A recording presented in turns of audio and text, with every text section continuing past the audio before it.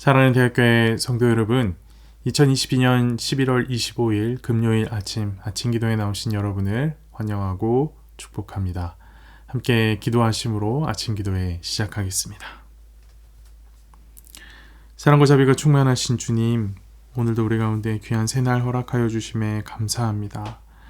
주님께서 우리 가운데 허락하신 새날, 주께서 우리 가운데 허락하신 말씀과 함께 하루를 세워가고자 합니다. 주님, 이 시간 성령의 충만함을 허락하여 주셔서 주의 말씀을 깨닫는 은혜, 주의 말씀으로 새 힘을 얻고 담력을 얻어 세상을 능히 살아갈 수 있는 새 힘을 얻는 은혜를 허락하여 주시옵소서. 함께 하실 줄 믿습니다. 이 모든 말씀 살아계신 예수 그리스도 이름으로 기도합니다. 아멘.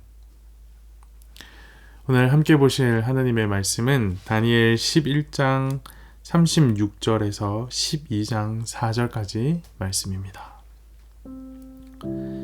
그 왕은 자기 마음대로 행하며 스스로 높여 모든 신보다 크다 하며 비상한 말로 신들의 신을 대적하며 형통하기를 분노하심이 그칠 때까지 하리니 이는 그 작정된 일을 반드시 이루실 것임이라.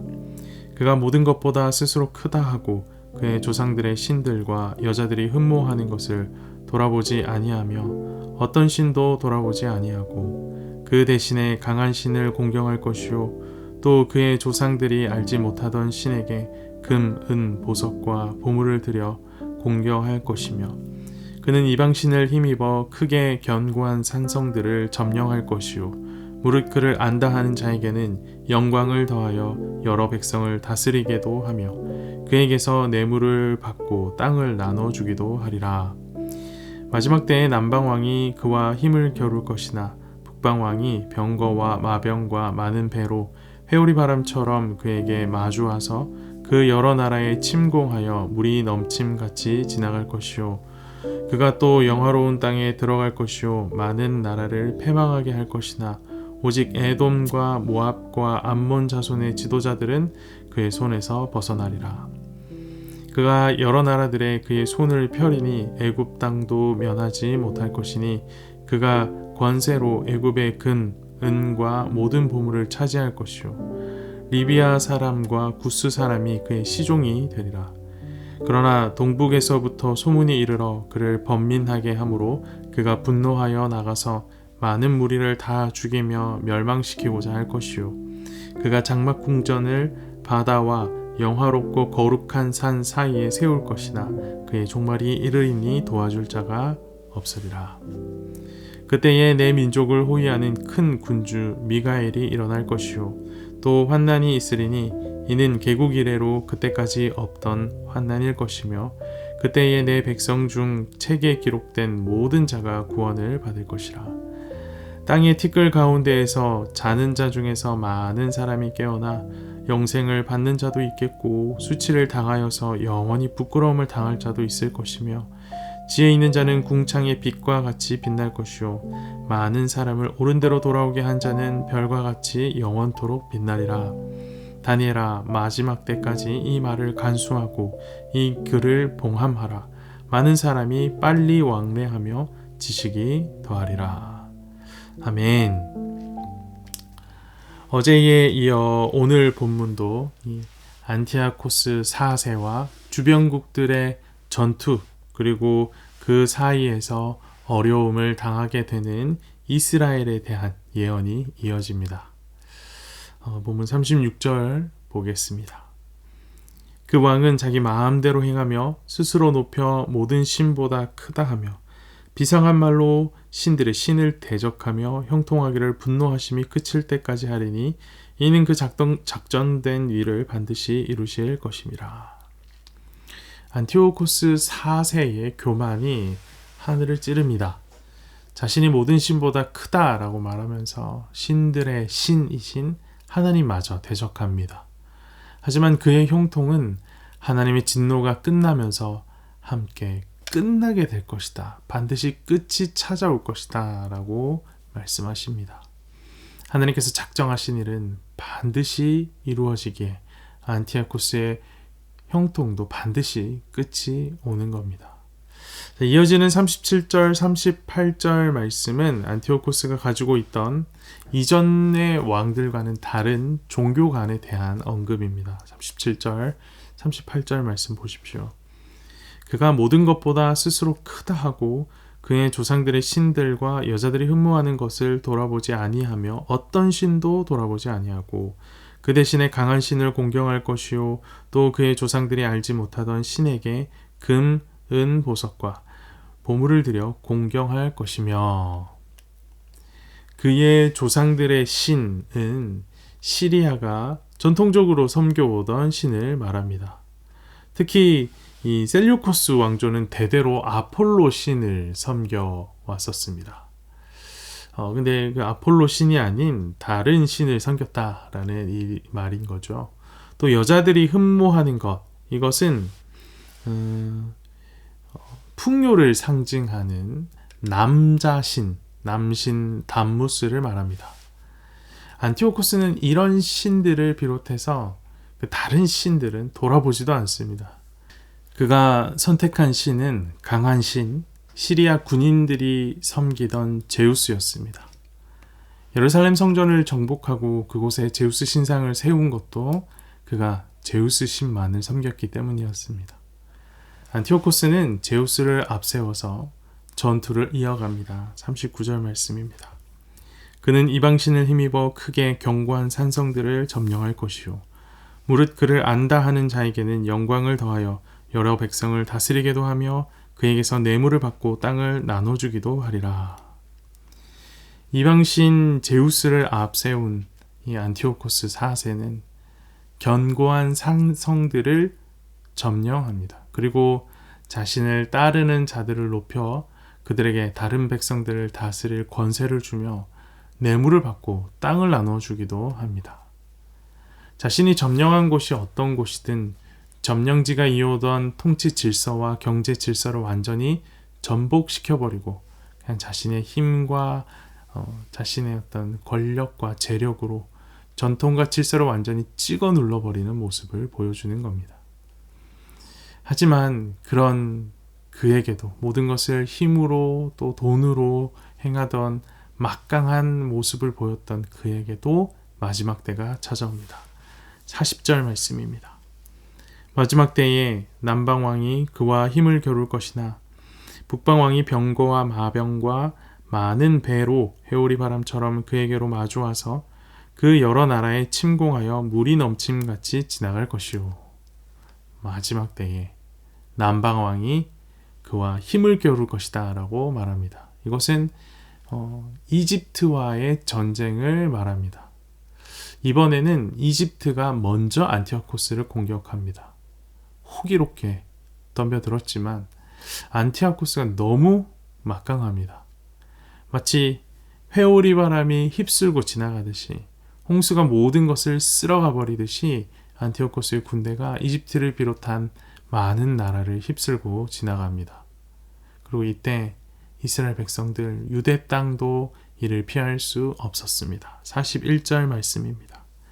그가 또 영화로운 땅에 들어갈 것이요 많은 나라를 패망하게 할 것이나 오직 에돔과 모압과 암몬 자손의 지도자들은 그의 손에서 벗어나리라. 영화로운 땅, 예루살렘을 비롯한 유다 땅을 의미합니다. 이스라엘 백성도 전쟁의 소용돌이를 피할 수 없었던 겁니다. 이 안티오코스의 침략으로 많은 유대인들이 목숨을 잃습니다. 40절에서 분명 마지막 때라고 말을 하면서 말씀을 시작했는데 안티오코스의 힘은 여전히 너무나 막강해서 결코 무너지지 않을 것 같아 보입니다. 하지만 아무도 예상하지 못한 그런 상황에 오직 하나님만 아셨던 반전이 일어납니다. 44절 말씀입니다.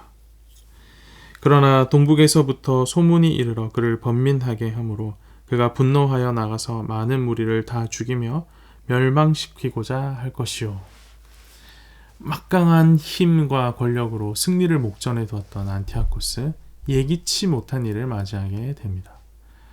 그를 번민하게 하는 소식이 동북에서 들려왔기 때문입니다. 동북이라 함은 시리아 본토를 말하고 번민하게 하는 소식이라는 것은 반역이 일어났다라는 소식입니다. 타국으로 원정을 하고 타국에서 원정 전투를 하고 있는 이 왕에게 이 반역의 소문은 치명적일 수밖에 없었을 겁니다. 안티오코스는 어쩔 수 없이 전쟁을 중단하고 이 반역의 문제를 해결하기 위해 고국으로 돌아갈 것을 결정합니다. 45절 말씀입니다. 그가 장막궁전을 바다와 영화롭고 거룩한 산 사이에 세울 것이나 그의 종말이 이르리니 도와줄 자가 없으리라. 분노에 사로잡힌 안티오코스가 반역자들을 처단하려고 고향으로 돌아가는 중에 바다와 영화롭고 거룩한 산 사이의 지역, 곧 애국과 시리아를 이어주는 이 바닷길이 위치한 해안 평야에 장막을 칩니다. 하지만 본문이 이야기한 것처럼 이렇게 세울 것이나 그의 종말이 이르러 장막을 다시 거두지 못하는 거죠. 세우기만 하고 장막을 다시 거두지 못하는 상황을 맞이하게 됩니다. 죽음을 맞이한 것이죠. 영화로운 땅에 들어가서 수많은 사람을 죽여왔던 이 안티오코스가 영화로운 땅 서쪽 변방에서 갑작스럽게 그의 인생의 종말을 맞이하고 만 것입니다. 강력한 힘과 재력으로 사람들의 충성심을 사며 힘과 세력을 키워왔지만 결정적인 순간 그의 곁에는 아무도 없었습니다. 그의 종말이 이르리니 도와줄 자가 없으리라. 안티오코스는 철저한 고독과 외로움 가운데 죽음을 맞이하게 됩니다. 하지만 이와 반대로 믿음의 사람들은 비록 환난 가운데 있지만 결코 혼자가 아님을 본문을 통해 확인하게 됩니다.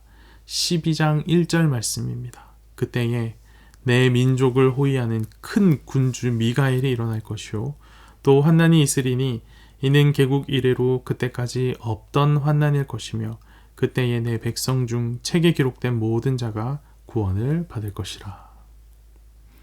마지막 때 이스라엘 백성들은 극심한 환난을 당할 것입니다. 하지만 그들은 혼자가 아닙니다. 큰 군주 미가일이 일어나 안티오코스의 추종자들에 의해서 박해를 당하는 이스라엘의 신실한 자들을 도울 것이기 때문입니다. 하지만 모든 이스라엘 백성들을 다 돕는다라는 것은 아닙니다. 본문이 말하는 것처럼 내 백성 중에 책에 기록된 모든 자가 구원을 얻을 것이다. 책에 기록된 자가 도움을 받아 구원을 얻게 되는 겁니다. 이어지는 2절을 보십시오. 땅의 티끌 가운데에서 자는 자 중에서 많은 사람이 깨어나 영생을 받는 자도 있겠고 수치를 당하여서 영원히 부끄러움을 당할 자도 있을 것이며 이스라엘 백성 중 누군가는 영생을 얻을 것이고 또 누군가는 수치를 당하고 영원한 부끄러움에 당할 자도 있다라고 말씀하십니다. 그럼 도대체 영생 얻는 사람들은 어떤 사람들일까요? 3절 말씀입니다. 지혜 있는 자는 궁창의 빛과 같이 빛날 것이요 많은 사람을 옳은 대로 돌아오게 한 자는 별과 같이 영원토록 빛나리라. 지혜 있는 자, 많은 사람을 옳은 대로 돌아오게 한 자가 영원토록 빛나는 삶, 영생을 얻게 되는 겁니다. 큰 환난과 괴로움이 몰려와도 끝까지 하나님의 말씀을 바르게 깨닫고 또 가르치며 많은 이들을 옳은 대로 돌아오게 하는 지혜로운 이들이 영생을 얻는 것입니다. 앞서 우리가 살펴본 것처럼 안티오코스의 영광은 순식간에 사라지는 것이었지만 끝까지 말씀을 따라 살아가는 지혜로운 이들이 얻을 영광은 영원토록 빛나는 영광입니다. 그리고 하나님은 다니엘에게 이 사실을 잘 지켜내라 라고 명령하십니다. 4절입니다. 다니엘아, 마지막 때까지 이 말을 간수하고 이 글을 봉함하라. 많은 사람이 빨리 왕래하며 지식이 더하리라. 이 4절에 간수하라 라는 이 말은 말 그대로 잘 보관하라, 잘 간수하라 라는 의미입니다. 그리고 봉함하라 라는 이 말은 도장을 찍어 봉한다 라는 의미인데요. 비밀로 하라 라는 의미라기보다는 그 내용이 도장 찍은 것처럼 딱 확정이 되어 이제 더 이상 변하지 않을 것이다 라는 의미입니다.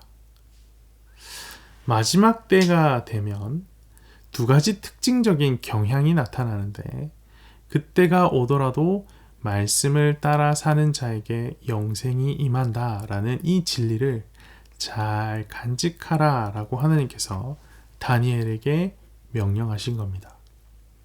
자, 그럼 당연히 궁금하겠죠. 이 마지막 때 나타나는 두 가지 특징이 무엇이겠습니까? 본문이 말하기를 많은 사람이 빨리 왕래하며 지식이 더하리라 라고 말합니다. 많은 사람이 빨리 왕래하고 지식이 더해지는 것이 말세에 나타나는 중요한 특징이더라는 겁니다. 근데 여러분, 시대가 발전하면 발전할수록 이동이 빨라지고 지식이 쌓이지 않습니까? 오늘날 우리는 이전의 그 어떤 때보다 빠른 시대를 살고 있고 지식과 정보가 넘쳐나는 시대를 살고 있지 않습니까? 따라서 하나님께서 다니엘에게 이 말씀을 잘 간수하라 라고 말씀하신 것은 다니엘에게만 적용되는 말씀이라기보다는 시대가 발전하면 발전할수록 마지막 때의 특징인 두 가지가 더 뚜렷하면 뚜렷할수록 더욱더 잘 간수해야 하는 사실이다라는 것을 우리가 알 수가 있습니다. 다시 말해 시대가 발전할수록 말씀을 따라 사는 자에게 영생이 임한다라는 이 진리를 더욱 잘 간수하고 또 잘 가르쳐야 한다는 것입니다. 사랑하는 대학교의 성도 여러분, 말씀을 따라 살아가는 것이 진정한 지혜이며 말씀을 따라 살아갈 때 얻을 영광이 진정한 영광입니다. 당장에 강해 보이고 눈에 좋아 보이는 것, 그것이 말씀을 비롯한 것이 아니라면 순식간에 사라져버릴 허탄한 것임을 잊지 맙시다. 순식간에 사라져버릴 허탄한 힘을 의지하지 말고 끝까지 주의 말씀을 따라 영원히 빛나는 인생을 살아가는 대학교의 성도들, SCM 형제 자매들이 되기를 축원합니다. 함께 기도합시다. 사랑과 자비가 충만하신 하나님 아버지, 말씀을 따라 살아가는 것이 영생을 얻는 인생이며 영원한 하나님 나라를 얻고 영원히 빛나는 영광 가운데서 사는 인생임을 말씀과 함께 깨닫게 하심에 감사합니다. 세상의 화려함을 쫓지만 늘 외롭고 쓸쓸한 이들이 주님께서 보여주신 이 놀라운 사실을 깨달을 수 있도록 말씀을 잘 간수하고 말씀을 잘 가르치는 대학교의 성도들, 더 SCM 형제자매들이 될 수 있도록 인도하여 주시옵소서. 오늘도 주의 말씀 의지하여 살 것을 결단하며 하루를 시작합니다. 성령 하나님, 우리 가운데 충만히 임하셔서 삶의 순간순간마다 꼭 필요한 말씀이 기억나게 하시고 말씀을 따라 선택하며 살아갈 수 있도록 인도하여 주시옵소서. 오늘 하루의 삶 동행하실 것을 기대합니다. 이 모든 말씀 살아계신 예수님의 이름으로 기도합니다. 아멘.